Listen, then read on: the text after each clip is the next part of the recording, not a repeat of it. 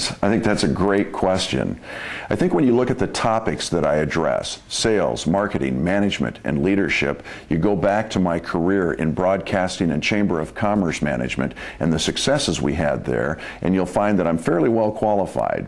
In broadcasting, first and foremost, I was an announcer, so I have skill of presentation.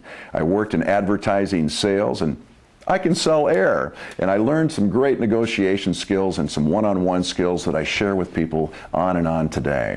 And of course, as a programming executive, I had the opportunity to lead many people to a very successful end in all aspects of the broadcasting side.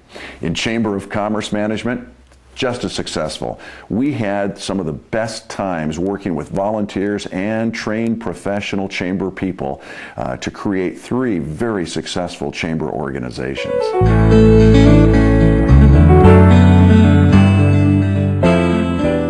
First thing that I look at is being pragmatic toward things. I don't want to sing Kumbaya, I don't want to have a group hug, but I do want it to be a good presentation based on real things.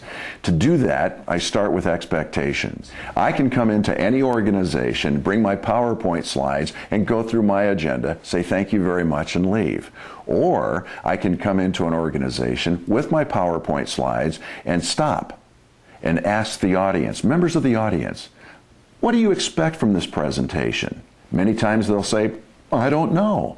And then when I find out what they do know, because I'll take a few moments and really help them pull it out of themselves, we will instantly customize the presentation to them.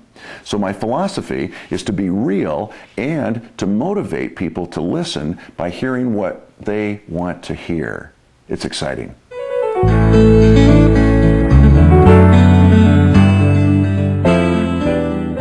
Engagement has to come back through communication, and the communication begins with what we talked about earlier, expectation. Now, if you understand communication, in my mind, the one word that defines communication is understanding. Do I understand what they really want to get out of this presentation? And do they understand what I want from them? When we get understanding, we get communication.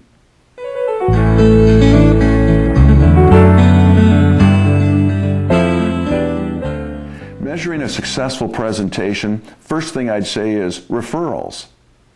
It's interesting, if I get done with a presentation and I feel really good about it, that only lasts for a moment. But when people come up to me and say, would you speak to my organization, or I know a group of people that just have to hear you, that is the best measurement of success I can ever find.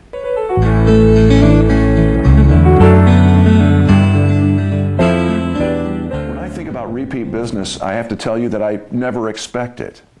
And that may sound odd because I understand that organizations like to have a fresh face and a fresh thought every year for their different programs and for their different conferences. But yes, surprisingly enough, we get asked back year after year.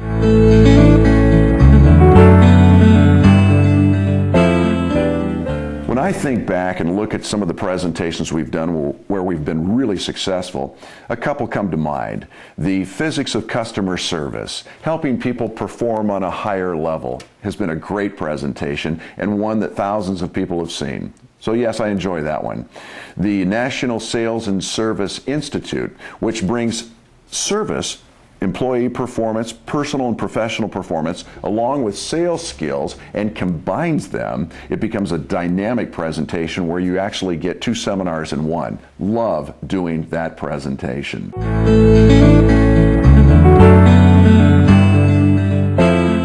My list of clientele is eclectic at best. Police chiefs, fire chiefs, and then I'll jump to the other perspective of equipment dealers for heavy equipment and farm equipment. Then I'll stop and look at chambers of commerce, obviously, because I worked in that industry. I look at tourism organizations, and the list just goes on and on and on, from airlines to automobile dealerships. And what's exciting about it is everyone is new and exciting to me. So it's always fresh, there's always a new perspective because they're all different.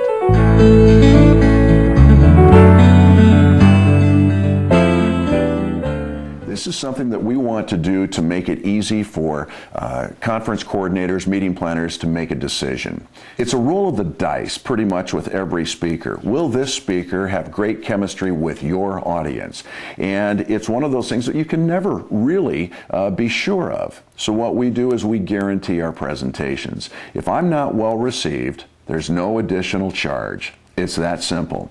We have a 25% deposit in our program, but that helps us get the airplane flight because we also pay for our own airfare to get to and from the different venues that we serve.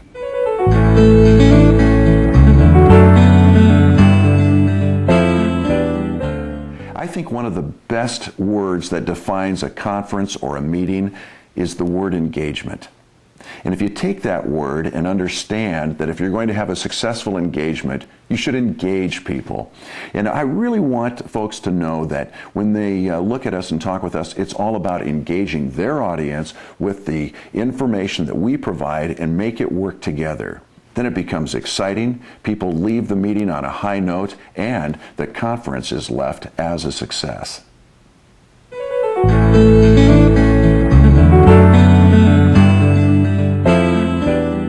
I'm best described as an emergency amateur auctioneer.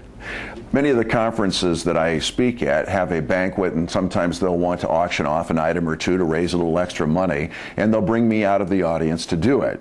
Now, I'm not a professional auctioneer, but I can say 35, 35, 35, want to go 40 pretty well, and I can keep up with an audience, and we can raise a lot of money. So yes, I can do the auctioneering, and it's always an extra benefit for the folks that bring us together in these different conferences.